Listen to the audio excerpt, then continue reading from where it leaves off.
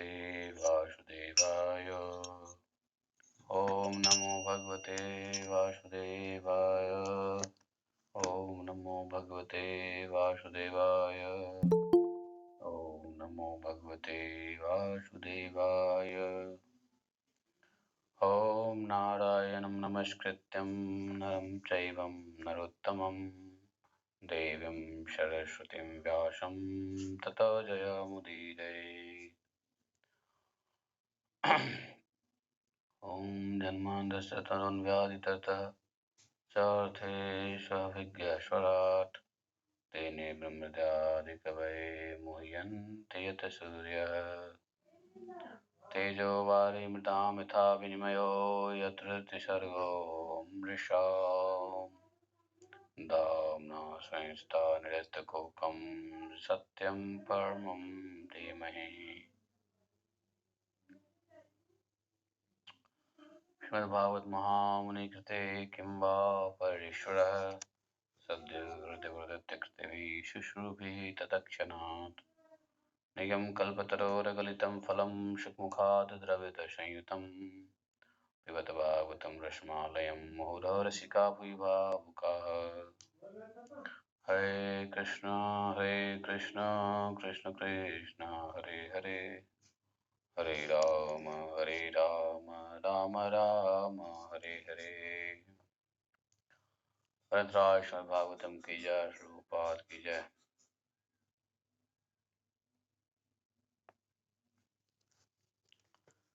11वां अध्याय मन्वंतरादि कालों का विभाग। मैत्रेय उवाच।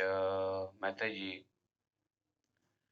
कहते हैं, चरमः सद्विशेषाणाम् अनेको संयुतः सदा परमानुस विज्ञेयो नृणामैक्य भ्रमो यतः सतैव पदार्थस्य स्वरूपावस्थितस्य यत् कैवल्यं परं महाविशेषो निरन्तरः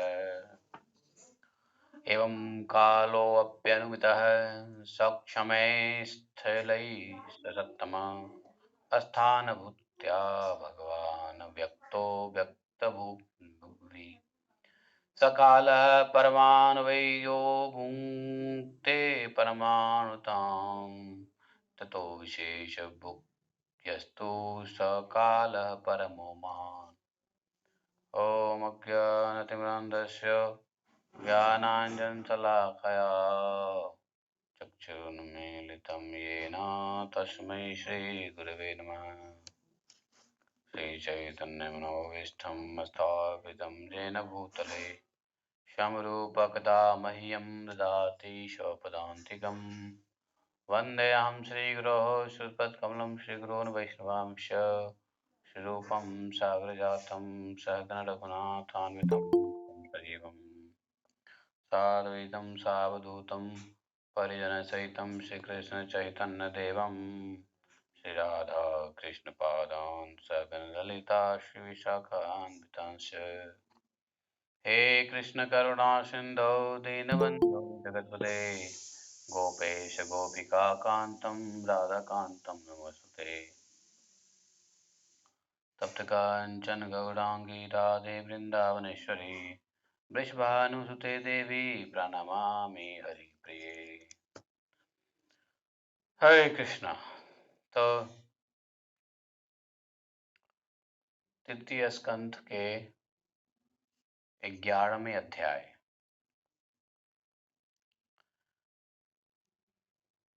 मैत्रेय जी कहते हैं, विदुर जी, पृथ्वी आदि का जो सूक्ष्म से सूक्ष्म अंश है, जिसका कोई भी विभाग नहीं किया जा सकता है, इस पृथ्वी का जो सबसे सूक्ष्म है अंश, जिसका कोई विभाग नहीं किया जा सकता है, तथा जो कार्य रूप को प्राप्त नहीं हुआ है सूक्ष्म, लेकिन कार्य रूप प्राप्त नहीं हुआ है, तथा जिसका दूसरे परमाणुओं से संयोग भी नहीं हुआ है,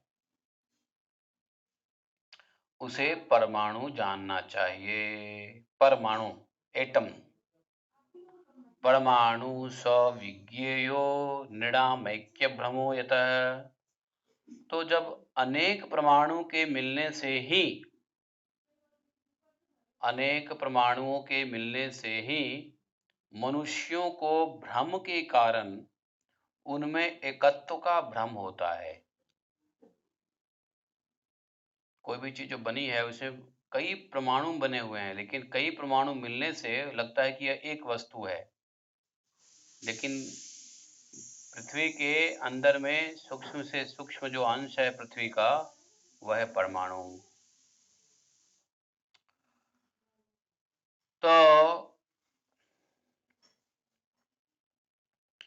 तो परमाणु का डेफिनेशन यहाँ दिया है कि जिसका कोई भी विभाग नहीं हो सकता और वह किसी दूसरे परमाणु से जाकर के मिला हुआ भी नहीं है। तो परमाणु की स्थिति है कि दूसरे परमाणु से मिला भी हुआ नहीं है और उसको दो परमाणु में भाग भी नहीं किया जा सकता, अर्थात विभाग नहीं, डिवीजन नहीं किया, तोड़ा नहीं जा सकता, डिवीजन नहीं, खंडन नहीं किया जा सकता। तो ऐसे लास्ट जो है वो परमाणु है और पृथ्वी का सबसे सूक्ष्मतम तत्व परमाणु बताया है। तो सत एव पदार्थस्य स्वरूपावस्थितस्य यत कैवल्यम परम महान विशेषो निरंतर है। तो ये जो परमाणु है जिसका सूक्ष्मतम अंश है अपने सामान्य स्वरूप में स्थित उस पृथ्वी आदि कार्यों की एकता परम महान है। तो यहाँ पर स एव पदार्थस्य, तो ये परमाणु कौन सा पदार्थ है? सबसे सूक्ष्मतम पदार्थ। और उस सूक्ष्मतम अंश जो अपने सामान्य स्वरूप में स्थित रहता है और वह जब अन्य परमाणुओं से मिलता है तो पृथ्वी के ऊपर जितने भी कार्य हैं उस कार्यों की एकता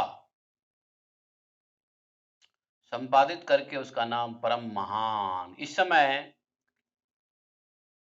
उसमें न तो प्रलय आदि अवस्था भेदों की स्फूर्ति होती है, न तो काल भेद की प्रतीति होती है, उसमें घटपट आदि वस्तुओं की भी कल्पना नहीं होती है।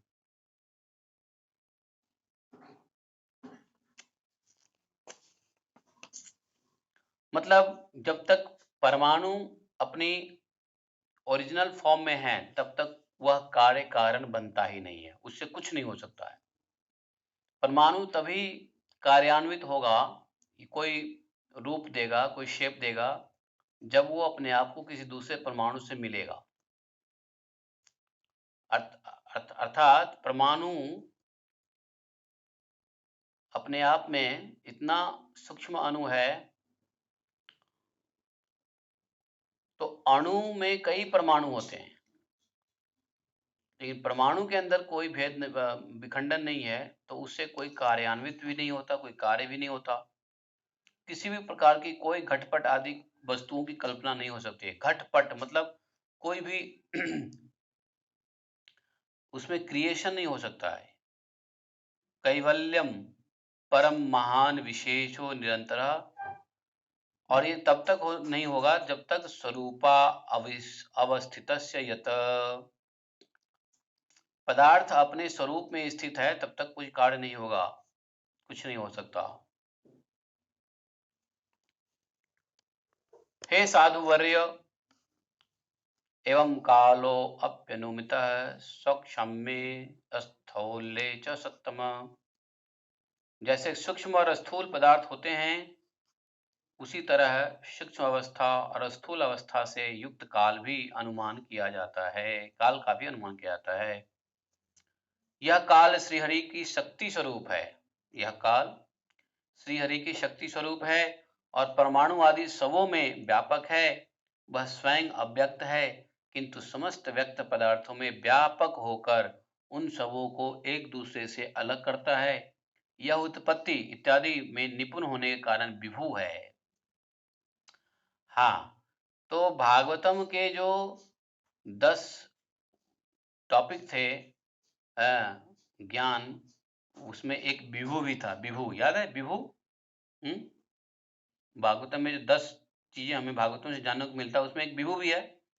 अब विभु के ऊपर बात चल रही है। तो विभु क्या है? मैटेरियल, पदार्थ। तो जैसे सूक्ष्म और स्थूल पदार्थ होता है, तो उसी तरह सूक्ष्म की अवस्था में और स्थूल की अवस्था से युक्त काल का भी अनुमान किया जाता है। जो समय है ना, समय का भी सूक्ष्माति सूक्ष्म अवस्था होती है और दीर्घ अति दीर्घ भी अवस्था होती है काल की भी। जैसे पदार्थ की होती है और सूक्ष्म स्थूल, वैसे ही काल की भी होती है। तो सूक्ष्म मतलब हुआ क्या? एकदम सूक्ष्म, नगन न दिखने वाला। और स्थूल मतलब क्या? बड़ा।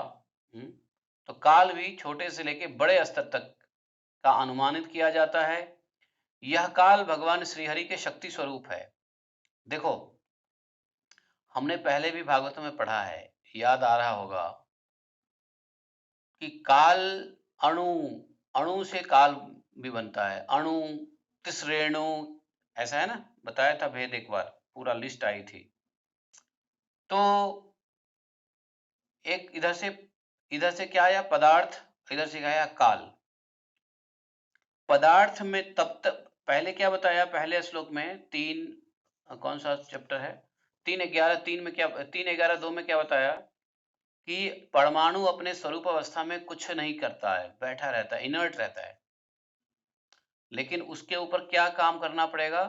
काल शक्ति, वह भी काल शक्ति सूक्ष्म और स्थूल दोनों में है। तो यह काल शक्ति श्रीहरि के शक्ति स्वरूप है और परमाणु आदि सबों में व्यापक है।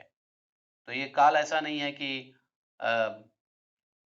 समय की व्यापकता परमाणु, अणु, पदार्थ सब में व्याप्त होता है। और जभी तो काल के क्रम से विकास भी होता है, काल के क्रम से विखंडन भी होता है। समय के साथ किसी चीज का डाइल्यूजन भी होता है, समय के साथ किसी चीज का क्रिएशन भी होता है। कंस्ट्रक्शन भी होता है तो समय के साथ डिस्ट्रक्शन भी होता है। तो ये अलग अलग अणु को मिला करके जो पदार्थ मैटर बनता है, तो ये इसमें काल का ही प्रभाव है। इसको कहते हैं काल शक्ति का क्रियान्वयन। बहुत ही सूक्ष्म व्यवस्था है। लेकिन पदार्थ तो व्यक्त दिखता है, लेकिन काल अव्यक्त दिखता है। यहां मैं नहीं कह रहा हूं, यहां लिखा हुआ है, संस्थान भुक्त्या भगवान अव्यक्तो व्यक्त भुग विभु। तो स्वयं अव्यक्त है, किंतु समस्त व्यक्त पदार्थों में व्यापक होकर के काल उन सबों को एक दूसरे से अलग करता है या उन दूसरों को मिलाता है।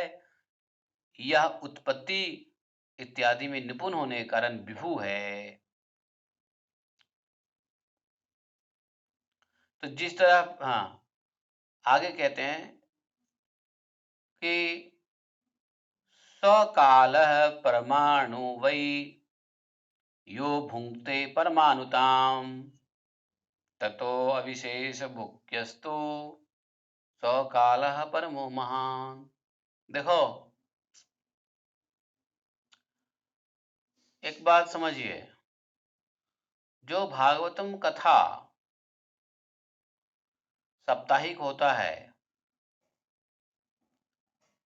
उसमें ऐसे बहुत से सीक्रेट्स नॉलेज को कथावाचक नहीं कह पाता है। इसका कारण समय भी होता है, समय नहीं होता है। इतने डीपली चले जाएंगे बताने समझाने तो 7 दिन में कथा ही नहीं होगी। इसलिए एक तो भागवतम अपने आप में 18,000 श्लोक में उन्हीं चीजों को वर्णन करता है जो भगवान से रिलेटेड है। उसमें भी जो भागवतम के साप्ताहिक कथावाचक हैं, जो बड़े-बड़े साधु लोग जो कथावाचक करते हैं 7 दिन का, उसमें इतने अणु, परमाणु, पदार्थ, उसके काल, भेद, गुण, उसका कैसे फॉर्मेशन, मैनिफेस्टेशन, इन सब का ज्ञान 7 दिन के भागवतम सुनने में नहीं आता है। कारण है समय। दूसरी चीज, दूसरा जो कारण है वो ऑडियंस। ऑडियंस भी इतना इंटेलिजेंस नहीं होते हैं, सीरियस नहीं होते हैं, जो इस साइंस को समझने के लिए। उनको तो बस सीधी सीधी कथा सुनाओ, भगवान की लीलाएं सुनाओ, आगे बढ़ो, कुछ ज्ञान की बातें करो, फैक्ट की बातें करो, हैं। लेकिन स्वाध्याय में यही होता है, जब हम खुद डिटेल से क्रमबद्ध नित्यम भागवत करते हैं, साप्ताहिक भागवत नहीं, नित्यम भागवत करते हैं, तो नित्यम भागवत में डीपेस्ट टू डीपेस्ट जा करके, भागवतम के गहराइयों तक जा करके उन सभी तत्वों को समझना जरूरी होता है। तो जो लोग नित्यम भागवत नहीं करेंगे, उनको वह ज्ञान नहीं, मतलब जो लोग सिर्फ साप्ताहिक सुनेंगे और नित्यम नहीं सुना, तो फिर बहुत, मतलब ये समझो कि भागवतम का 60% जो तत्व है वो नष्ट हो जाता है।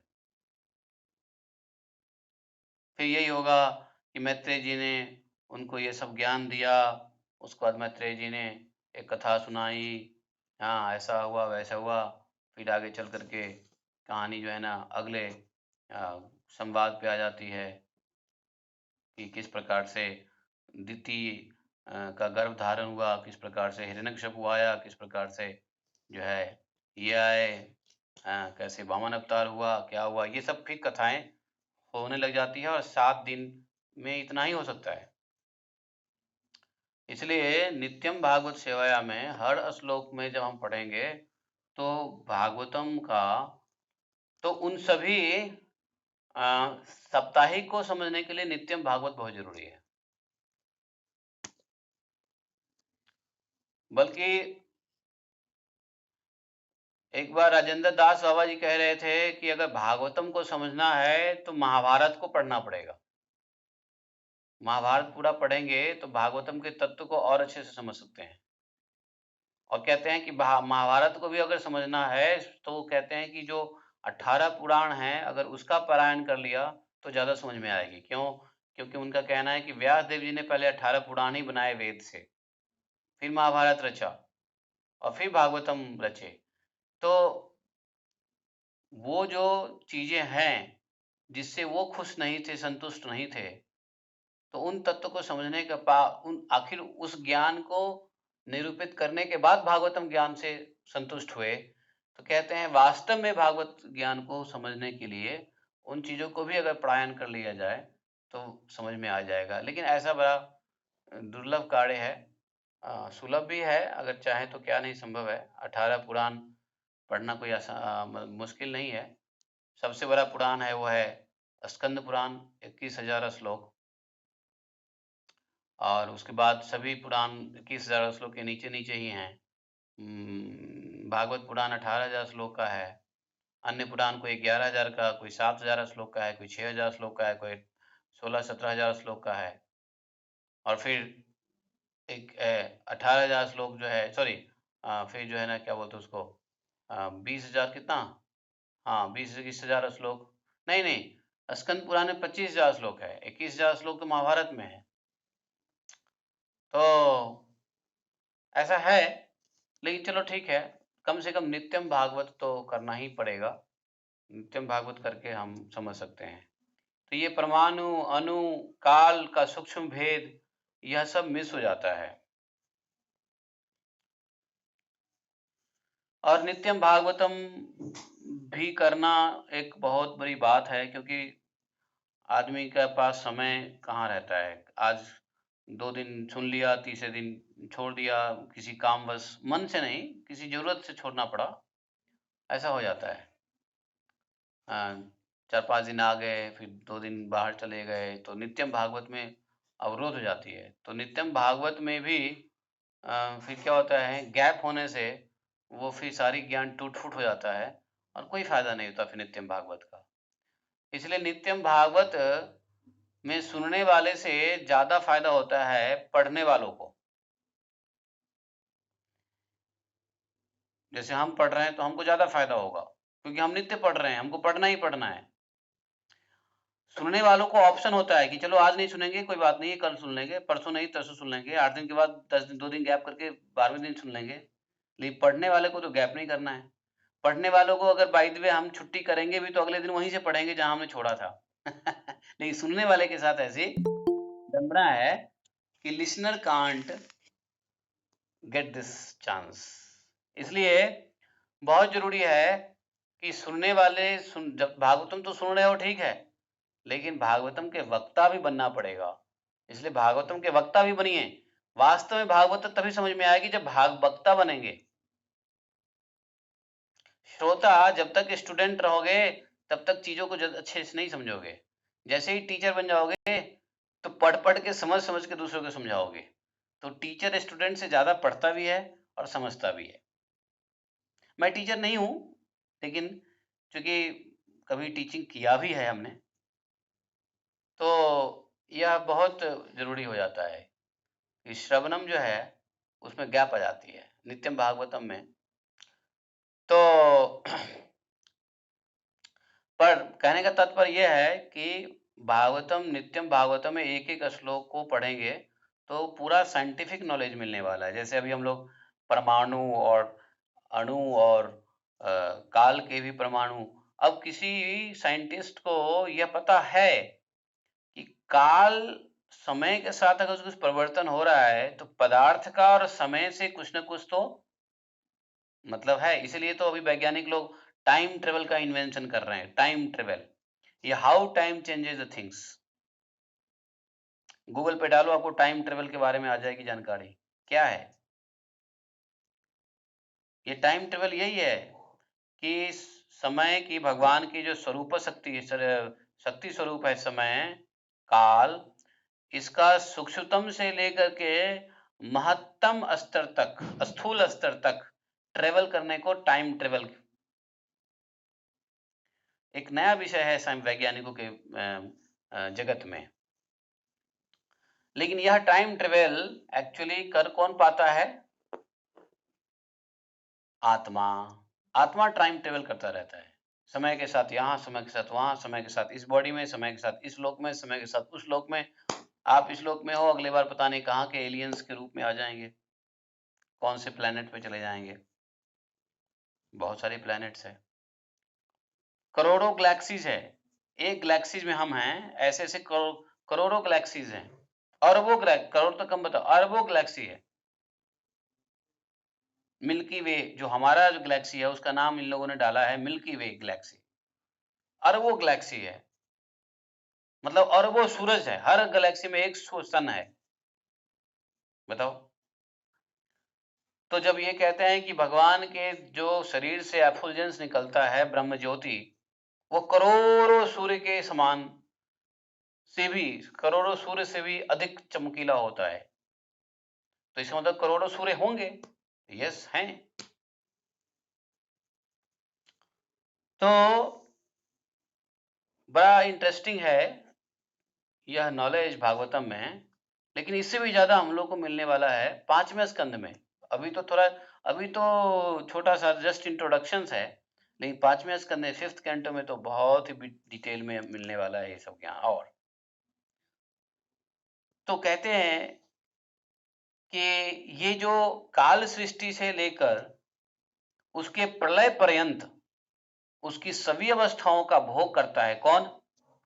परमाणु। अच्छा, ये परमाणु कभी नष्ट नहीं होता है। जो काल जगत की परमाणु जैसी सूक्ष्म अवस्था में व्याप्त रहता है वह अत्यंत सूक्ष्म है और सृष्टि के आरंभ से लेके प्रलय तक यह बना रहता है। परमाणु को नष्ट नहीं किया जा सकता है। उसका शेप चेंज होता है, रंग रूप आदि बदल जाता है, लेकिन परमाणु नष्ट नहीं होता, मतलब उसका विभाग नहीं हो सकता, नहीं उसको डिस्ट्रॉय कर सकते हो। तो वहां से क्या आया, वहां से बन गया एनर्जी। तो उसी उसी को वैज्ञानिकों ने क्या कहा कि एनर्जी कैनॉट बी डिस्ट्रॉयड और cannot be constructed, it can be reformed. ऊर्जा को, ये ऊर्जा क्या है, यही अणु की शक्ति तो ऊर्जा है, परमाणु की शक्ति तो ऊर्जा है। तो ये पदार्थ शक्ति है, वो काल शक्ति है। पदार्थ शक्ति और काल शक्ति के अंदर में जब संयोग होता है तो आगे की वस्तु बनती है।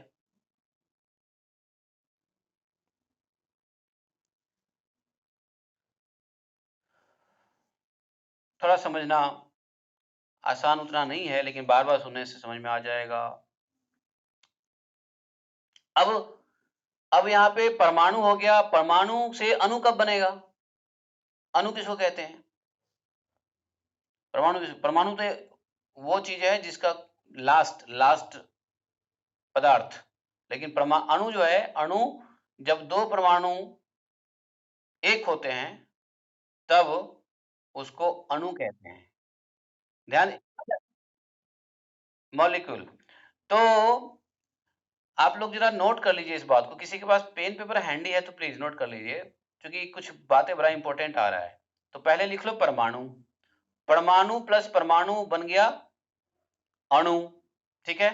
तो अणु जो होता है दो परमाणु का बना होता है, और तीन अणु मिलेगा तो एक त्रिश्रेणु बनेगा। लिख लो 3 अणु इक्वल्स टू 1 त्रिश्रेणु। लिख रहे हैं? somebody is writing? 1 त्रिश्रेणु इक्वल्स 3 अणु, 3 अणु इक्वल्स टू 1 त्रिश्रेणु। 3 अणु बनता है, तो दो परमाणु से एक अणु, 3 अणु से एक त्रिश्रेणु, ठीक है। हाँ, अब देखिए ये जो त्रिश्रेणु है, जो खिड़की के जलरंध्र से आती हुई सूर्य की रोशनी में जो आकाश में उड़ते हुए दिखाई देता है, वो त्रिश्रेणु है। आप जानते हो जब जब लाइट में, जब लाइट जलाओगे और दिखता है ना कुछ लाइट में, अरे भाई, जब जब खिड़की से लाइट आती है तो दिखता है ना, वो है, उसको बोलते हैं त्रिश्रेणु। वो अणु भी नहीं है, त्रिश्रेणु है। तो त्रिश्रेणु विजिबल नहीं है, जैसे अभी हमारे आंख के सामने क्या है, त्रिश्रेणु विजिबल नहीं है। वो जब लाइट आता है तो त्रिश्रेणु दिखता है कि नहीं? जैसे टॉर्च है, टॉर्च जलाओगे तो आपको प्रकाश दिखता है। तो प्रकाश कैसे दिखता है? क्योंकि उसके अंदर त्रिश्रेणु की चमक आती है। समझ रहे बात को? समझ रहे? जरा फिजिक्स समझ, भागवतम है तो फिजिक्स पढ़ लो। देखो भागवतम पढ़ने वाले को न फिजिक्स से एलर्जी, न केमिस्ट्री से एलर्जी, न बायो से एलर्जी, सब कुछ पढ़ना पड़ेगा भागवतम ज्ञान लेना है तो। ये कोई मटेरियल एजुकेशन नहीं है कि I am not interested in art science, I will go for art ना। यहाँ साइंस ही पढ़ना है, आर्ट ही पढ़ना पड़ेगा, यहाँ कोई ऑप्शन नहीं है। I am not interested in medical, I am in engineering, नहीं, यहाँ इंजीनियरिंग भी पढ़ना पड़ेगा और बायो भी पढ़ना पड़ेगा। भागवत की क्लास ऐसी है बिकॉज सब कुछ मिल करके जो जिसका पराकाष्ठ होता है उसको फिलॉसफी कहते हैं। वो फिलॉसफी के स्तर पे, दर्शन के स्तर पे सभी थ्योरी आके एक हो जाता है। तो दर्शन, फिर उससे क्या होता है, भगवत क्या बोलते हैं, भगवान के जो ग्लोरीज है, भगवान के जो विभूति है, उसका दर्शन होने लग जाता है। तो वो फिलॉसफी बेकार है जिसके ज्ञान की पराकाष्ठा में भगवान का, विभूतियों का ज्ञान न हो। That is pseudo philosophy. कहते हैं PhD, doctorate of philosophy, master of philosophy and पता नहीं क्या क्या फिलॉसफी। तो फिलॉसफी मीन्स क्या? दर्शन। दर्शन मीन्स क्या कि ज्ञान की वह पराकाष्ठा जहां पे भगवान के विभूतियों का दर्शन होने लग जाए, भगवान के विभूतियों का ज्ञान होने लग जाए कि एवरीथिंग अहम सर्वस्य प्रभो मत्तः सर्वं प्रवर्तते इति मत्वा भजन्ते मां बुद्धा भावा समन्विता। ऐसा जानने वाला रियल फिलॉसफी है, रियल फिलोसफर है, रियल दार्शनिक है, क्योंकि उसकी दृष्टिकोण जूम हो जाता है, बर्ड्स आई की तरह हो जाता है। ओ एवरीथिंग इज अंडर दिस। क्योंकि जब हम नीचे से देखेंगे तो हमारे ऊपर हमारा एक स्काई दिखेगा, लेकिन हमारे ऊपर स्काई के ऊपर भी स्काई है, स्काई के ऊपर भी स्काई है, कितने लेयर्स हैं। But when your philosophical knowledge goes beyond the, जैसे ब्रह्मलोक तक, सतलोक तक जाओगे तो सतलोक से नीचे देखोगे तो लगेगा अरे अच्छा ऐसी बात है। तो कोई किसी भी स्ट्रीम से जाए पढ़ाई में, लेकिन अगर डॉक्टरेट लेवल पे पहुंच जाते हो तो यू शुड हैव 100% नॉलेज। वो मटेरियल बातें हैं, लेकिन यहाँ जो भगवान कह रहे हैं मत्ता सर्वम प्रवर्तते इति मत्वाम भजन्ते माम बुद्धा भावा समन्विता। बुद्धा, बुद्धा मीन्स क्या, ज्ञानवान हो जाता है और वो भगवत भाव में स्थित हो जाता है। बुद्धा भावा समन्विता, तो उसके ज्ञान और भगवत भाव दोनों एक हो जाता है, समन्वित हो जाता है। देन उसको कहते हैं दर्शन, उसको कहते हैं दार्शनिक। समझ रहे? तो अणु, तो अणु, अणु को हम नहीं देख सकते हैं, किसी लाइट से नहीं देख सकते हैं। हम त्रिश्रेणु को देख सकते हैं। कैसे? जब हम टॉर्च जलाते हैं, अंधेरे में टॉर्च जलाओ तो बीच में दिखता है ना छोटा छोटा पार्टिकल्स उड़ते हुए, हैं दिखता है चमकते हुए। तो उसको बोलते हैं त्रिश्रेणु। देखो यहाँ लिखा हुआ है जलार्कस्म वगतः खमे वानुपतंगात् अनुद्रौ अनुर्दौ परमाणु स्यात्स्रेणुश्रयः स्मृतः। क्या लैंग्वेज है संस्कृत का, वाह! कितनी विद्वता से भगवान ने, व्यास देव जी ने लिखा है। तो आज वैज्ञानिकों को लग रहा है कि सारा ज्ञान संस्कृत से आ रहा है, संस्कृत को पढ़ो, संस्कृत पढ़ो, संस्कृत पढ़ो। पहले तो संस्कृत ही था भाई। अब देखिए, सुनिए, यही त्रिश्रेणु, सूर्य के 3 त्रिश्रेणु को पार करने में जितना समय लगता है, सनलाइट, सनलाइट को 3 त्रिश्रेणु में जितना पार करने में टाइम लगता है उसको त्रुटि कहते हैं। लिखो त्रुटि। तो 3 त्रिश्रेणु इक्वल्स टू 1 त्रुटि। लिख लिया? आप लोगों ने लिखा नहीं लिखा? हाँ, शुरू से बताओ। 2 परमाणु, 1 अणु और 3 अणु। हाँ, अब 3 त्रिश्रेणु 1 त्रुटि। उसके 100 गुना काल को भेद करने से लव होता है, अर्थात 100 त्रुटि इक्वल्स टू 1 लव। 100 त्रुटि इक्वल्स टू 1 लव। तो उसके 100 गुना काल को भेद कहते हैं। उसके 100 गुना काल को भेद कर, हाँ सॉरी, 100 त्रुटि इक्वल्स टू 1 भेद, वेद, वेद्य, वेद, वेद, VEDH लिखो, वेद, VEDH, विक्ट्री, इको, डेल्टा और H फॉर व्हाट। तो वेद, तो 100 जो होता है वो एक वेद होता है। अच्छा, 3 Veda equals to 1 love, 3 Veda equals to 1 love. ठीक है? अब क्या हो गया? सूर्य के रोशनी जब 3 त्रिश्रेणु को पार करती है जितने समय में, उसको त्रुटि कहते हैं। 100 त्रुटि, उसका 100 गुना वेद हो गया, और वेद का 3 गुना वेद लव हो गया। और सुनो, 3 लव को, 3 लव में जितना समय है उसको निमेष कहते हैं। और 3 निमेष में 1 क्षण होता है। लिख लिए? 3 निमेष में 1 क्षण होता है, 1 क्षण। 5 क्षण को काष्ठा कहते हैं और 15 काष्ठाओं को लघु कहते हैं। 15 काष्ठ है, 5 क्षण को काष्ठा कहते हैं और 15 काष्ठा को काल कहते हैं। हाँ, 15 काष्ठा को लघु कहते हैं। लिख लो, बड़ा इंटरेस्टिंग है, आनंद आएगा, बाद में हम लोग इसको विचार करेंगे। लिखो, लिख लिया?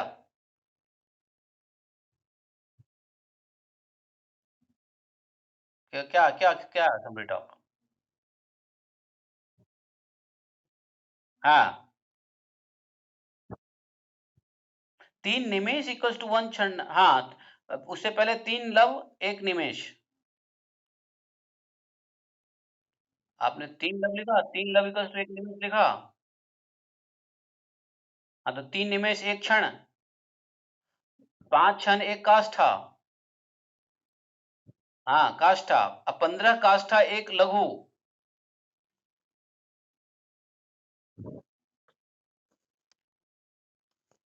हाँ, 1 लघु। और 15 लघु 1 दंड या नाड़िका। 15 लघु को 1 दंड कहते हैं। लिखो, 15 लघु 1 दंड। 1 दंड, 1 नाड़िका। दंड को नाड़िका भी कहते हैं, नाड़िका, दंड। ठीक है। और 2 नाड़िका, 2 नाड़िका को कहते हैं 1 मुहूर्त। 2 नाड़िका मिलके 1 मुहूर्त होता है। लिखो, ठीक है। और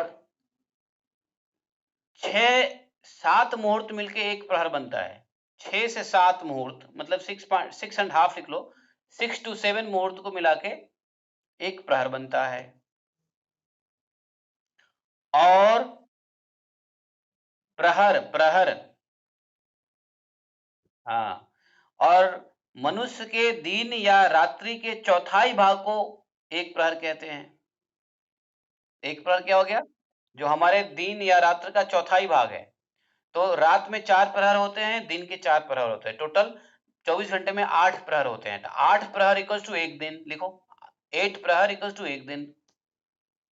मतलब 1 डे नहीं, 1 डे एंड नाइट। लाइक 4 प्रहर इक्वल्स टू 1 डे, 4 प्रहर इक्वल्स टू 1 नाइट। तो 8 प्रहर इक्वल्स टू 24 आवर साइकिल का 1 प्रहर होता है। सॉरी, 8 प्रहर का 24 आवर साइकिल होता है। ठीक है। अब आ गए। अब यहां से तो जानते हो आप। अब जैसे 15 दिन 15 रात को क्या बोलेंगे? एक पखवाड़ा, है ना? एक पखवाड़ा। 2 पखवाड़े मिलके 1 महीना। 12 महीना मिल करके 1 वर्ष। अब आगे आगे देखो फिर क्या होता है। अब इसके बाद ऐसी ऐसी ब्रह्मा के आयु तक ऐसे काल की विस्तृत गणना हुई है। ये तो सूक्ष्म गणना है। 2 पखवाड़ा मिलके 1 महीना, 1 मास। ठीक है। हाँ, अब सुनो, ऐसा है कि यहां से अब पूछा पूछा कि ये नाड़िका क्या है भाई? नाड़िका समझ में नहीं आई। ये 15 लघु को नाड़िका बोलते हैं। तो बोलते हैं, सुनो, नाड़िका को बताया है कि 6 पल तांबे का एक ऐसा बर्तन बनाओ जिसमें एक प्रस्थ जल अट सके, और 4 मासे सोने की 4 अंगुल लंबी सिलाई बनवाकर उसके द्वारा उन बर्तन के पेंदे में छेद करके जल को छोड़ा जाए। तो जितने समय में एक प्रस्थ जल उससे भर जाए, वह बर्तन पानी में डूब जाए, उतने समय को एक नाड़िका कहते हैं। दिस इज समथिंग, ये प्रैक्टिकल करना पड़ेगा समझने के लिए। चलो, फिर कहते हैं विदुर जी, यामाश्चत्वारश्चत्वारो मर्त्या नाम हनि उभे पक्षः पंचदशाहानि शुक्ल कृष्णश्च मानद। हे नारद जी, हे मानद मानद विदुर जी, 4 4 प्रहरों के मनुष्य के दिन और रात होते हैं। 15 दिनों का एक पक्ष होता है। पक्ष 2 होते हैं, शुक्ल पक्ष और कृष्ण पक्ष। ठीक है। ये जो पक्ष है उसका नाम क्या है? 4 प्रहर के दिन और 4 प्रहर के रात। और इसके बनते हैं 2 पक्ष 15 दिनों का। और शुक्ल और कृष्ण पक्ष हो गए। अच्छा, 2 पक्षों को मिला के क्या होता है? 1 मास। पखवाड़े, पखवाड़े के पक्ष बोलते हैं ना। मैंने पखवाड़ा बोल दिया, हमारे भाषा में पखवाड़ा बोलते हैं उसको। पक्ष होता है वो संस्कृत में। और मनुष्यों के 1 मास जो होता है, मनुष्य का 1 महीना, पितरों का 1 दिन रात होता है। मनुष्य का 1 महीना पितरलोक में 1 दिन और रात होता है। मतलब चंद्रमा, चंद्रमा पे भी ऐसे ही होता है ना कि हमारा 15 दिन, वहां पे 1 दिन, हमारा 15 दिन, वहां पे 1 रात। इसलिए तो लैंड रोवर की आयु कितनी थी? मात्र 14 दिन ही अपना काम करेगा वो, 15 दिन के बाद खत्म हो जाएगा लैंड रोवर, है कि नहीं? वहां बैठा रहेगा, उसमें रात्रि हो जाएगी, रात्रि में इतना टेम्परेचर आएगा कि वो काम ही नहीं कर पाएगा। अगले दिन सुबह होगा, फिर से उसकी कहीं एनर्जी लाइट, सनलाइट से चार्ज हो गई तो काम करेगा, वरना नहीं करेगा। तो 15 दिन में ही जितने जानकारी लेने थे वो ले लिया, उसके बाद कोई उम्मीद नहीं है। क्योंकि हमारे यहाँ का 14 दिन, चंद्रमा का 1 दिन, और हमारे यहाँ का 14 दिन, वहां का 1 रात। तो मतलब इसका मतलब ये है कि चंद्रमा हमारे पितर लोक के अंदर में ही है। That we can conclude this और नॉट। और इसलिए आप क्या कहते हो, चंदा मामा।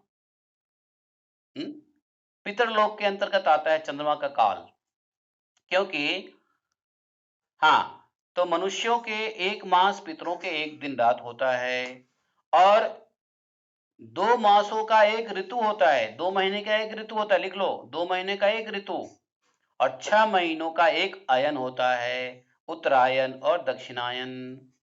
और ऋतु कितने होते हैं? 6 ऋतुएं हो जाती है, ठीक है?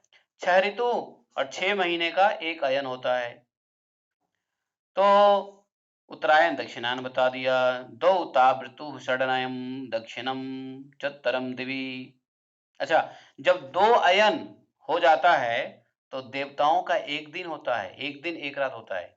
2 अयन अर्थात हमारा 6 महीना, देवता का 1 दिन, हमारा 6 महीना देवताओं का 1 रात। तो 2 अयन में देवताओं का 1 दिन 1 रात हो जाता है। मनुष्य लोक में इसे 12 मास अथवा संवत्सर कहा जाता है। देखो, 12 मास को साल कहते हैं ना, वर्ष। एक्चुअली यहां पे इसको कहा गया संवत्सर। अरे हम लोग लेते हैं ना कौन सी संवत, इसको कहते हैं संवत, संवत कहते हैं संवत। तो यही संवत्सर को ही संवत बोलते हैं शॉर्टकट में। अभी कौन सा संवत चल रहा है? अभी संवत कौन सा चल रहा है? 2000। संवत कौन सा चल रहा है? 2080। ये विक्रम संवत चल रहा है, आप लोगों को मालूम ही नहीं है? ये 2080 चल रहा है, 2080। हाँ, 2080। देखो, जो ये साल है ना 2023, उसमें 77 जोड़ दो तो संवत हो जाएगा, समझे? तो 2023 में 70 जोड़ दो, 77 कितना हो गया? 80 हो गया। तो 2080 चल रहा है ये फॉर्मूला सब याद रखते थे।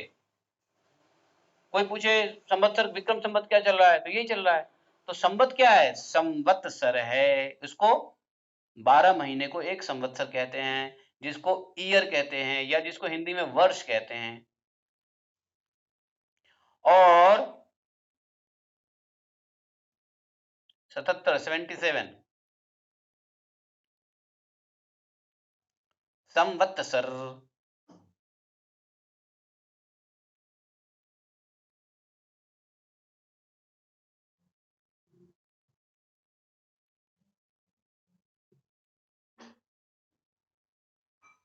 2900, सॉरी सॉरी सॉरी सॉरी, 77 नहीं, अरे 20 कम कर दो, सॉरी। 2900 नहीं, 20 कम कर दो, कितना हुआ? हाँ, 57, 57। हाँ, 208, तो 208 जो चल रहा है, हाँ 57 बोलते हैं संवत्सर। लीप ईयर में 57 जोड़ोगे तो संवत्सर आ जाएगा, यस। तो इसलिए मैंने कहा अभी 2080 चल रहा है, 2080 चल रहा है। अगले साल बसंत पंचमी के बाद जो नया साल लगेगा वो 2081 लगेगा, 2081 लगेगा, ठीक है? चलो, तो ये हो गया संवत्सर। और संवत्सर के बाद क्या आता है? इस तरीके से मनुष्य को 100 संवत्सर की परम आयु दी गई है। मनुष्य की परमायु बताई गई है 100 संवत्सर की। कब की बात कर रहे हैं? इसी काल की बात कर रहे हैं, कलयुग की बात हो रही है। अब सुनिए आगे। तो विदुर जी ने क्या पूछा था? ये सब बताइए हमको, विभु बताइए। तो विभु बता दिया, ये इसको बोलते हैं विभु है। ये भगवान की टाइम क्या है? टाइम फ्रेम भगवान की विभु है, विभूति। तो विभूति अवतार जो है वो काल शक्ति स्वरूप भगवान है।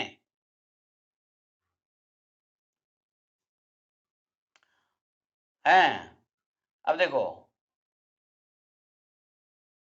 अब यहाँ कह रहे हैं ग्रह ग्रह नक्षत्र तारा चक्रस्थ पर्णान्नाविदा जगत संवत्सरासानेन पर्यत्य निमिषो विभुः।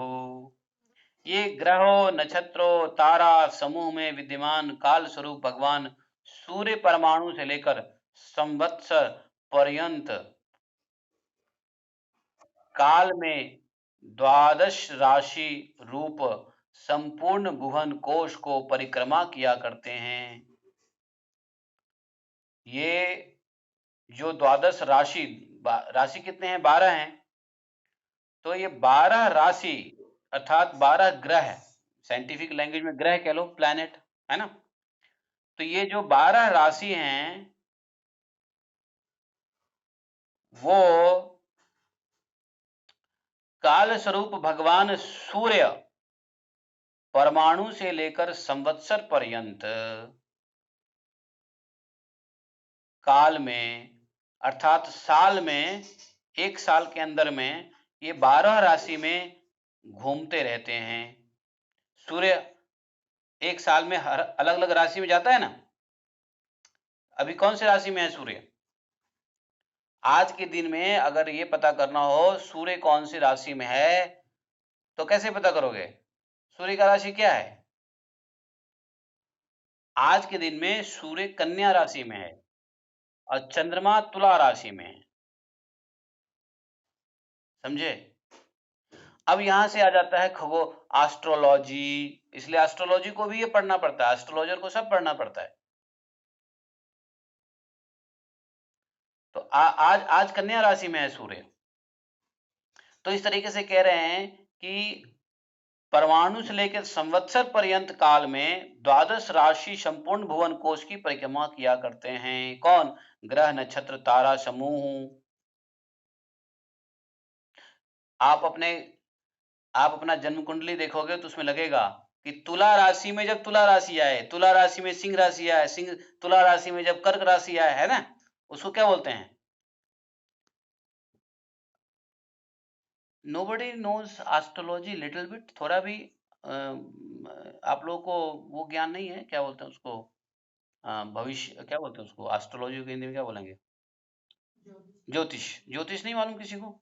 थोड़ा भी नहीं मालूम? एबीसीडी भी नहीं मालूम ज्योतिष?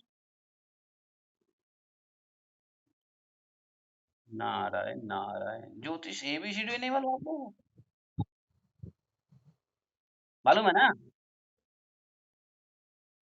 हाँ, तो उसमें होता है ना, उसमें क्या होता है, उसमें होता है जैसे एक आपका रहता है जैसे महाकाल, उसके बाद अर्धकाल, उसके बाद होता है ना छोटे छोटे होते हैं ना, छोटे छोटे काल से बड़े काल होते रहते हैं। क्या बोलते हैं उसको, जैसे आ, उसको उसको कहते हैं अंतरदशा, महादशा, अंतरदशा। अंतरदशा में अत्यंतर दशा, है ना। तो एक होता है अंतरदशा, जैसे शनि की अंतरदशा चल रही है तो शनि की अंतरदशा में भी 12 ग्रह घूमते रहेंगे। अच्छा, उसके अंदर में भी 12 ग्रह घूमते रहेंगे। तो एक महादशा होता है, अंतरदशा होता है, अत्यंतर दशा होता है, एक सूक्ष्म लघु दशा होता है।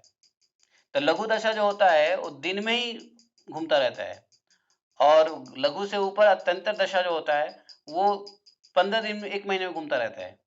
और उसके बाद जो दशा होता है वो 6 महीने में घूमेगा।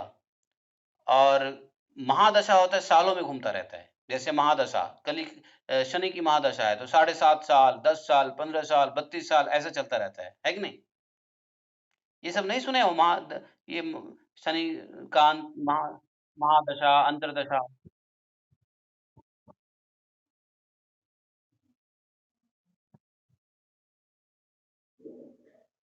ज्योतिष की भी क्लास लगानी पड़ेगी क्या? अच्छा, भगवत ज्ञान के सामने ज्योतिष व्योतिष छोड़ दो। यही ज्योतिष है, यही तो जब जब जब ये ग्रंथराज महाभागवत है तो इसमें सारा भागवत है ना, सारा पुराण है, इसमें सारा ज्ञान है, तो यही तो ज्योतिष है।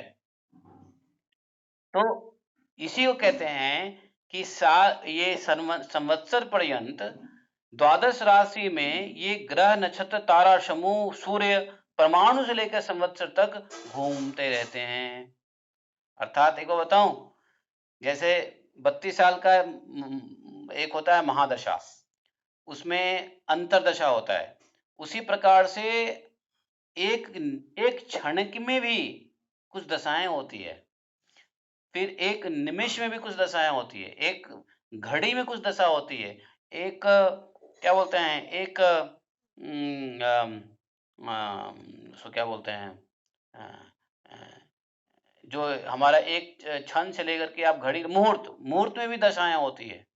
कौन से मुहूर्त में पैदा हुए और मुहूर्त के भी कौन से मिनट में पैदा हुए, इसलिए कहते हैं ना कि टाइम को लिख लो, घंटा मिनट सेकंड लिख लो। सेकंड क्या है? निमिष है, क्षण है। दो क्षण को मिला के, दो नहीं 2.5 क्षण को मिला के 1 सेकंड होता है, मालूम है आपको? 2.5 क्षण को मिला के 1 सेकंड होता है। तो आपको कम से कम सेकंड तक तो लिखना ही चाहिए बच्चा कब पैदा हुआ। तो उस समय में कौन सी काल में कौन सी ग्रह नक्षत्र तारे की स्थिति क्या थी, वो एग्जैक्टली आज के डेट में वैसे अवेलेबल नहीं है ज्योतिष जो इतना माइन्यूटली कैलकुलेट करें।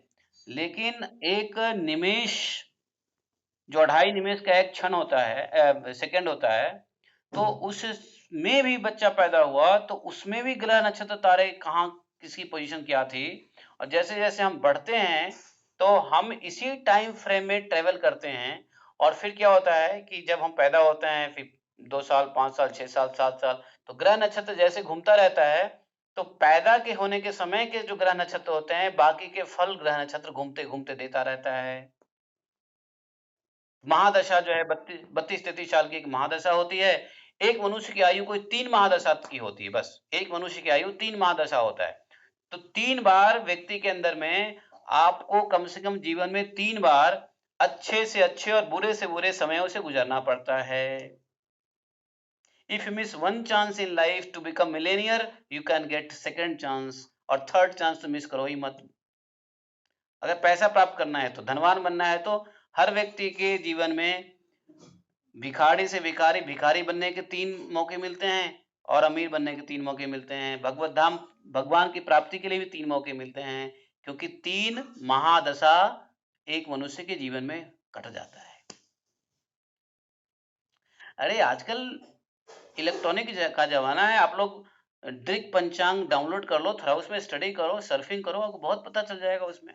अब वो जमाना गया कि पत्रा देखते हैं पंडित जी, अब दृक पंचांग है उसमें देख लो, हिंदू कैलेंडर है उसमें देख लो, ज्योतिष के कुछ कुंडली शुंडली बनाने वाली साइट है उस पे जाके चले जाओ, देखो उसमें आपको सब दिख जाएगा, सारे ज्ञान उसमें पड़े पड़े हैं। तो ये सब बात होता है जिज्ञासा, जिज्ञासा होगी तब जाएंगे ना। रोटी कपड़ा मकान की जिज्ञासा में थोड़ी टाइम मिलेगा कि, देखो मनुष्य रोटी कपड़ा मकान जिज्ञासा करता है, और चौथी जिज्ञासा करता है, वो है क्या मालूम है? संबंध आदि, बस रोटी कपड़ा मकान और संबंध, बस इसमें फंसे रहने का हम लोग को।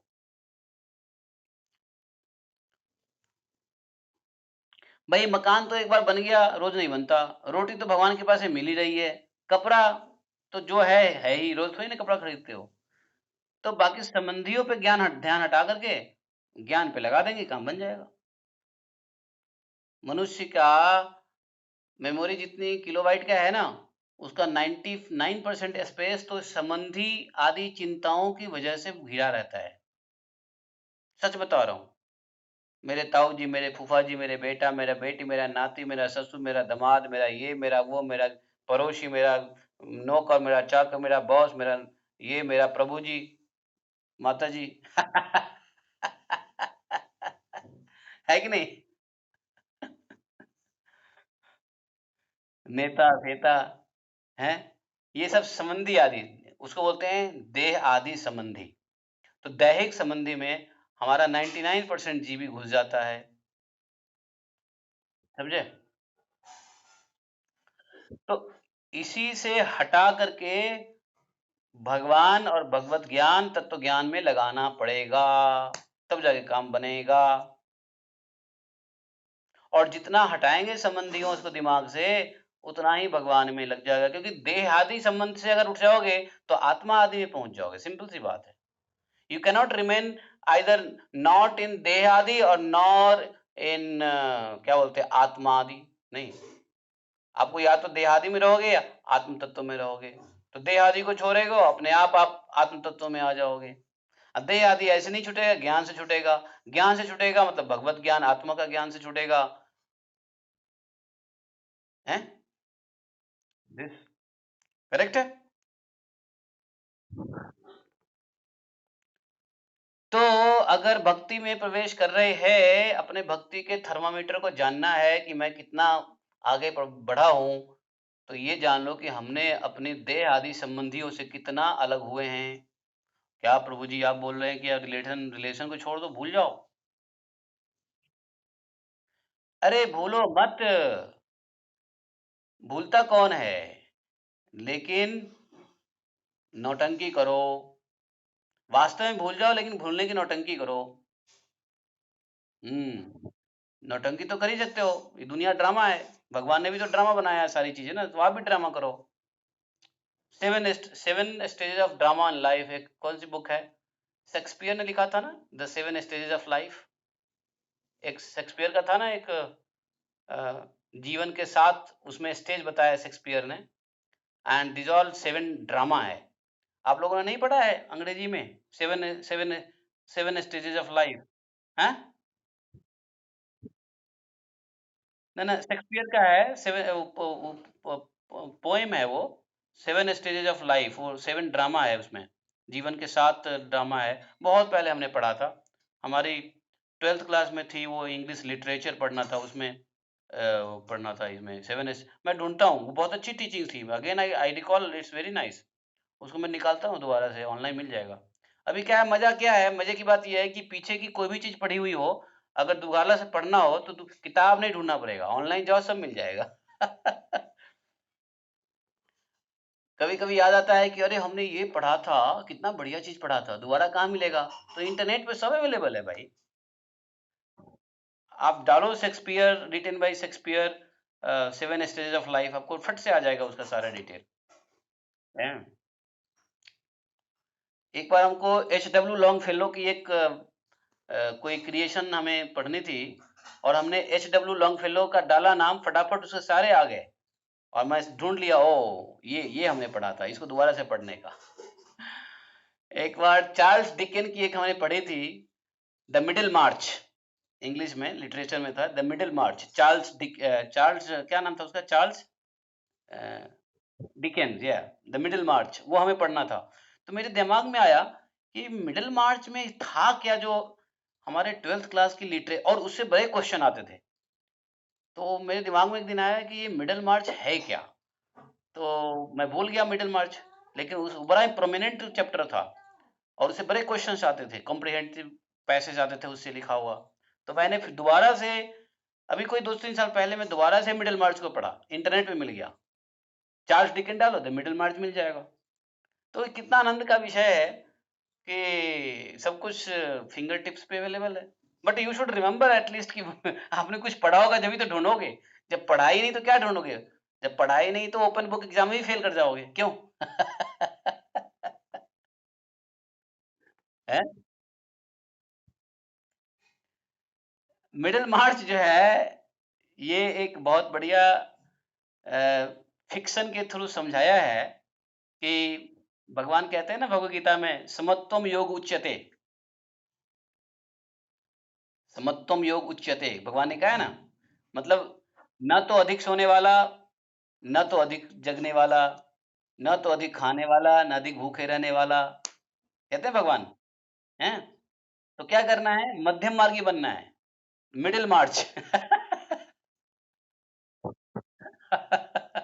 तो ये सब राइटर्स के पास दिमाग तो दिया था बुद्धि ने, भगवान ने, लेकिन चूंकि यह सब नॉलेज को डायरेक्ट भगवान से लिंक नहीं किया, इसलिए लोगों को भगवान से जुड़ा नहीं हो जाता है, उस फिक्शन से जुड़ा हो जाता है। अब उसको पढ़ने के बाद उस समय हमको तो पता नहीं था कि मिडिल मार्च क्या है, मिडिल मिडिल पाथ क्या है। मार्च में से क्या, वॉक, एंड मिडिल में से क्या, बीच में चलो भैया, न दाएं चलो न बाएं चलो, बीच में चलो।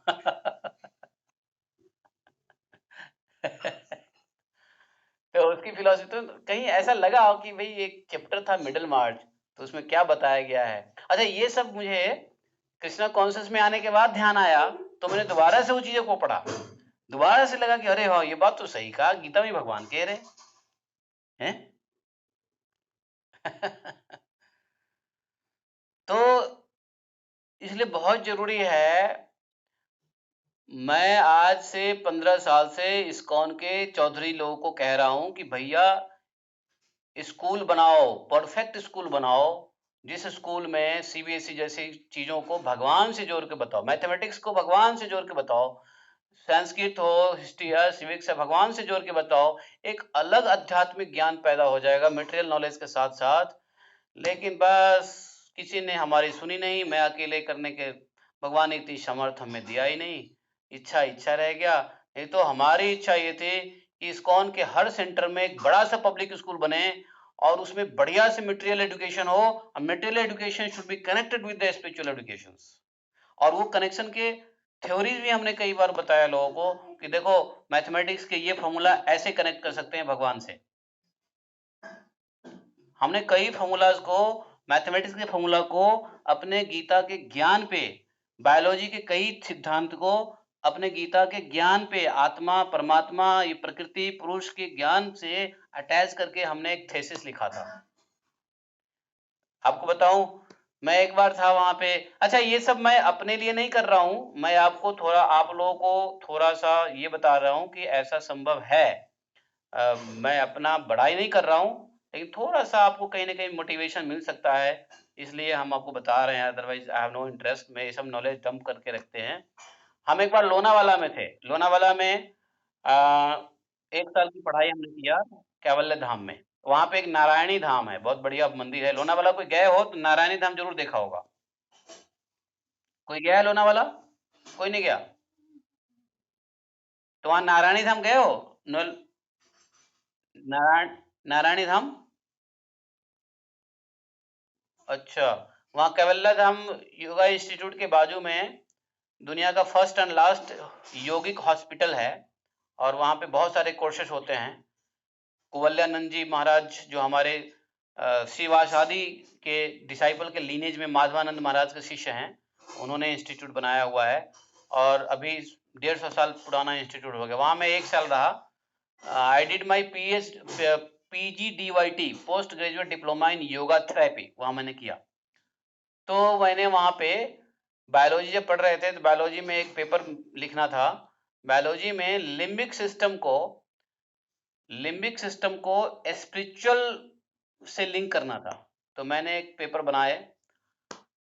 हमारे क्लास में 80 बच्चे थे, किसी ने इस टॉपिक पे नहीं लिख पाया, एक भी बच्चे ने ट्राई नहीं किया। मैंने उस पे 28 पेज की थेसिस लिखा। 28 पेज में लिम्बिक सिस्टम को कैसे अध्यात्म से जोड़ें, क्योंकि हम भगवत गीता प्रभुपाद की पढ़ लिए थे, तो उस पेपर को आज भी उन लोगों ने संभाल के रखा हुआ है। और वो पेपर योग मीमांसा जर्नल में पब्लिश हुआ था, और पूरे इंस्टीट्यूट के 400 बच्चों को हमारा वो पेपर बांटा गया कि सब कोई पढ़ो। ये इतना बढ़िया physical alignment with spiritual nature से इन्होंने किया है। वो पेपर आज भी कैवल्य धाम में है, लाइब्रेरी में रखी हुई है। 28 पेज का वो हमने थीसिस लिखा था कि हाउ लिम्बिक सिस्टम। तो मैं उसका थोड़ा सा बता देता हूँ। उसमें ये बताना था कि जैसे लिम्बिक सिस्टम में हमारा कॉर्टेक्स ब्रेन है, हमारा इमोशनल ब्रेन है, वो लिम्बिक सिस्टम में है।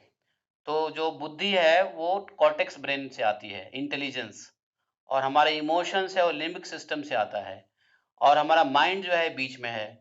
तो हमने उसमें ये किया कि हमने ये दिखाया है कि माइंड जो है वो हमारा सर्वेंट है, और कॉर्टेक्स जो है वो किंग है, बुद्धि किंग है, और इमोशन जो है वो क्वीन है।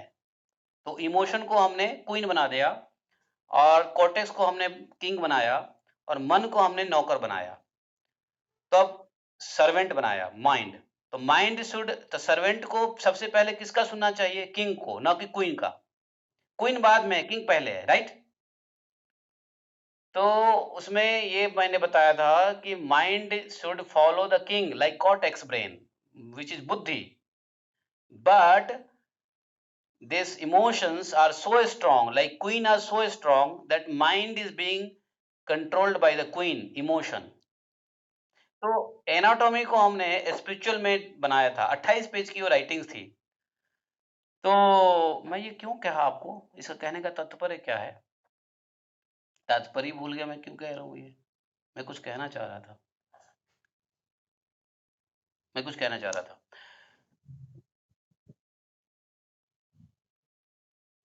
हाँ, यही बात है, यही सही कह रहे हो। तो oh you are listening very carefully, हाँ, मैं भूल जाता हूँ, आपको याद है। तो यही मैं कह रहा हूँ कि एजुकेशन सिस्टम को, एक बार मैं पूरा प्रेजेंटेशन बनाया, 60 पेज की स्लाइड बनाए, मायापुर में मैंने उसको प्रेजेंट किया, इस्कॉन लीडरशिप संघ आईएलएस में। हमारे गुरु महाराज ने मुझे स्पॉन्सर किया, आईएलएस में आओ, क्योंकि उसमें कोई 2 सन्यासी आपको रिकमेंड करेगा, जब भी आपका उसमें सबमिशन होगा। मैं वहां पे प्रेजेंटेशन दिया था कि बाबा इट इज वेरी इंपॉर्टेंट, इस तरीके से लोगों को एडुकेट करें, वो 10th 12th भी करेंगे बढ़िया से, और प्रॉपर पब्लिक स्कूल बनाओ। है, ISKCON public school, not like gurukula. Gurukula ठीक है, जो बनाना है गुरुकुला बनाओ, बट एक प्रॉपर स्कूल बनाओ जो जो एक कार्मिक लोग भी सोचे कि नहीं, this is a public school where I should send the children. आप गुरुकुल बना लिए, भक्तों के बच्चे ही आ रहे हैं, प्रचार किधर हो रहा है? उल्टा जो है ना दुष्प्रचार हो रहा है। तो ऐसा स्कूल बनाओ बाहर से कि लगे कि प्रॉपर स्कूल है, और अंदर से पूरा इंटैक्ट इंटैक्ट जो है ना वो ज्ञान दो। और हमने कई सब्जेक्ट में उसमें लिखा था कि देखो, साइंस में हम ऐसे समझा सकते हैं, ज्योग्राफी को ऐसे समझा सकते हैं, मैथमेटिक्स को अपने भागवतम के ऊपर ऐसे समझा सकते हैं। आपको बताऊं, लेकिन क्या होता है इस्कॉन में, क्या होता है, हु हा हा, यस यस यस यस, बहुत बढ़िया, good good good good good, but implementation किसी ने सीरियसनेस नहीं लिया। एक महाराज जी हैं, उनका नाम है क्या नाम उनका, स्वामी महाराज है, नेलकोटे में अभी हैं, ही इज इन नेलकोटे, उनका नाम है, he is a doctor, London से उन्होंने एमबीबीएस किया था। हाँ, सुखदेव स्वामी। सुखदेव स्वामी ने मुझे अपने कमरे में बुला के बहुत बड़ी लंबी डिस्कशन करी, और उन्हें कहा कि बहुत बढ़िया है, ऐसा हो जाए तो आनंद आ जाए, ऐसा करना चाहिए। लेकिन Sukhdev Goswami is not so influenceable, जानते हो ना, जो साधु लोग होते हैं ना वो इस्कॉन में ज्यादा इन्फ्लुएंसिबल नहीं होते, लेकिन जो थोड़ी सी साधु के साथ थोड़ा सा मिश्रा भक्ति करने वाला हो, रजोगुणता ज्यादा हो, तो उसकी खूब चलती है हमारे संस्था में, वो उसको बोलते हैं लीडर। और जो साधु लोग की कोई पूछ नहीं है, ज्यादा उनकी बातों को कोई वैल्यू नहीं करेगा, क्यों? क्योंकि उनमें रजोगुणता नहीं है, सतोगुणता ज्यादा है। अब सुखदेव स्वामी बोले हमें ये ऐसा होना चाहिए, करना चाहिए, हम कुछ करते हैं, सोचते हैं, लेकिन पता नहीं, नहीं हुई। फिर मेरा भी इंटरेस्ट, मतलब क्या करोगे फिर, लेकिन बहुत अच्छा प्लान था। हाँ, फिर मैंने कई बार आईसीसी के मीटिंग में मैंने कहा, भाई ऐसा करिए, कुछ लोग आइए, लेट्स लेट्स ज्वाइन टुगेदर, बड़े बड़े बिल्डिंग बनाते हो, उसमें 25-50 कमरे बना दो, क्लासरूम चलाओ, एफिलिएशन लो सीबीएसई से, आईजीसीएसई से, और जितने भी बोर्ड्स है सबसे एफिलिएशन लो, प्रॉपर स्कूल रन करो, और स्कूल में कैसे बच्चों को पढ़ाना है, वो अपने ब्रह्मचारी को ट्रेन करो, ब्रह्मचारी भजन करेंगे, पढ़ाएंगे, अध्यापन करेंगे, अध्ययन अध्यापन करेंगे ब्रह्मचारी, कहीं पैसे लेने की जरूरत नहीं है। स्कूल का खर्चे से जो है ना, स्कूल में बच्चे जो इनकम होगी उससे आपका मंदिर चलेगा। अब मंदिर बड़े बड़े बना रहे हो, ऊपर से खर्चा के लिए फिर वही है, ब्रह्मचारी को भेजोगे, भागवतम क्लास खत्म हो गई 9 बजे, प्रसाद खाओ, पर्ची लो, स्कूटी लेके जाओ, कलेक्शन करो। यही होता है, हर हर मंदिर में लगभग यही हो रहा है। प्रचार इसलिए नहीं हो रहा है कि भगवान लोगों को भक्त बनाना है, भक्त बनने से पहले पैसे निकालना है। भक्त बनो ना बनो कोई बात नहीं, दान देते रहो। तो बड़ा दुख हुआ, लेकिन फिर मैं खुश भी हुआ कि चलो ठीक है, इस पचड़े में मैं नहीं पड़ा, भगवान कुछ और चाह रहे हैं। तो मैं खुश भी हो गया, चलो ठीक है, जैसी इच्छा है भगवान की वैसी करो। लेकिन अगर इच्छा है तो कोई न कोई आने वाले जनरेशन में ऐसा कर भी देगा, हो सकता है, बाकी भगवान जाने। सही बता रहा हूँ ये। तो ये भागवतम में क्या नहीं है देखो, ये ग्रह, नक्षत्र, तारे, हिस्ट्री, सिविक्स, ज्योग्राफी इत्यादि इत्यादि भागवतम के साथ बनाएंगे ना लोगों को, तो बच्चे जो पैदा होंगे, निकलेंगे, पास आउट होंगे, वो क्या, he will be they will be completely abreast of the spiritual knowledge and भगवान की विभूति को समझेंगे, है कि नहीं? चलो ठीक है, जैसी इच्छा। हाँ, दुःख की बात है कि पेपर मेरे पास है नहीं, पेपर था पीडीएफ में, डिलीट हो गया, उसको मैं निकालना पड़ेगा, योगी मीमांसा की जर्नल से निकालना पड़ेगा, निकल जाएगा वो पेपर। पेपर पेपर हाँ, हाँ, 28 पेज का था वो पेपर। अब छोड़, अब क्या है उस ज्ञान को लेकर के, वो लेकिन निकल जाएगा मेरे पास। कुछ 3-4 साल पहले तक तो था, एक बार कंप्यूटर फॉर्मेट हुआ, उसमें सारे मेरे पीडीएफ लॉस्ट हो गए। कहाँ पर है नेचुरोपैथी कोर्स में? हाँ, नेचुरोपैथी कोर्स में भी मैंने एक बार बताया था उसको स्लाइड पे। नेचुरोपैथी कोर्स करता था, उसमें कराता था मैं, तो उसमें बताता था। खैर छोड़ो, कोई बात नहीं, that is not like irrelevant है, भगवान से रिलेटेड नहीं है उसमें। तो कहने का मतलब ये है कि ये जो ज्ञान है, उस ज्ञान को उसके ऊपर लिख सकते हैं, कर सकते हैं, बच्चों को बढ़ा सकते हैं, पढ़ाने का एक अनोखा तरीका हो सकता है। यहाँ पे टीचर बैठे हैं, वृंदा माता जी टीचर हैं, भाग्य राधा माता जी टीचर है, क्यों माता जी? यू आर ए टीचर ना, यू टीचिंग विच स्टैंडर्ड, कौन से बच्चों को पढ़ाते हो? हाँ,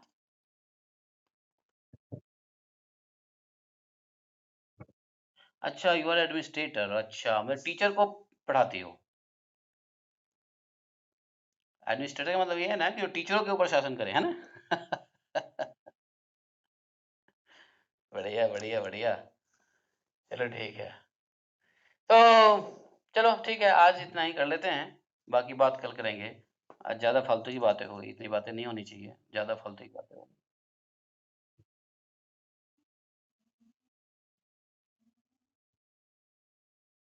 अरे ऐसा कुछ नहीं।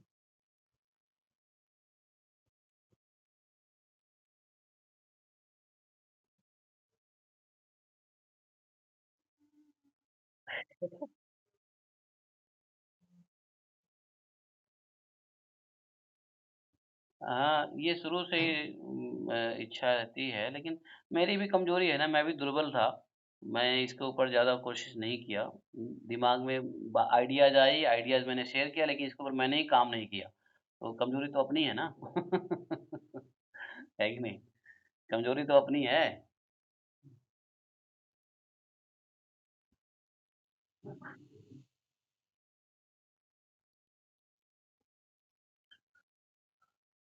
हाँ, चलो हमेशा विश्वास समझेंगे।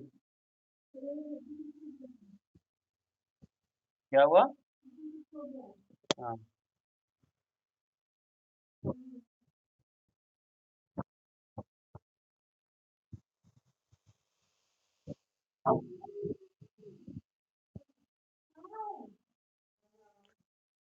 ठीक है, यहीं पे बंद करते हैं। एकम शास्त्रम देव के पुत्र गीतम, एको देवो देव के पुत्र एव एकम मंत्र शतश नामानि यानि कर्मापि तस्य दिवस्य सेवा। त्वमेव माता च पिता त्वमेव त्वमेव बन्धुश्च सखा त्वमेव त्वमेव विद्या द्रविणं त्वमेव त्वमेव मम सर्वदेव देवः। कृष्णाय वासुदेवाय हरये परमात्मने प्रणतक्लेशनाशाय गोविन्दाय नमो नमः। हे कृष्ण करुणा सिन्धो दीनबन्धो जगत्पते गोपेश गोपिका कान्तं राधाकान्तं नमोऽस्तुते। तप्त काञ्चन गौरांगी राधे वृन्दावनेश्वरी विश्वानुसुते देवी प्रणमामि हरिप्रिये।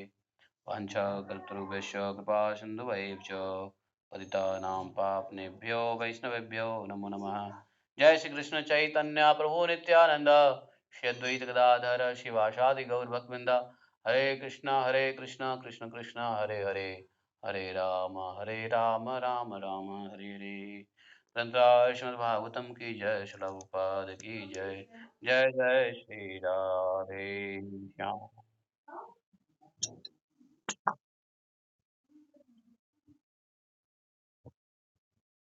हरे कृष्ण, श्री राधे श्री राधे। चलो अब मुझको भूख लग गई।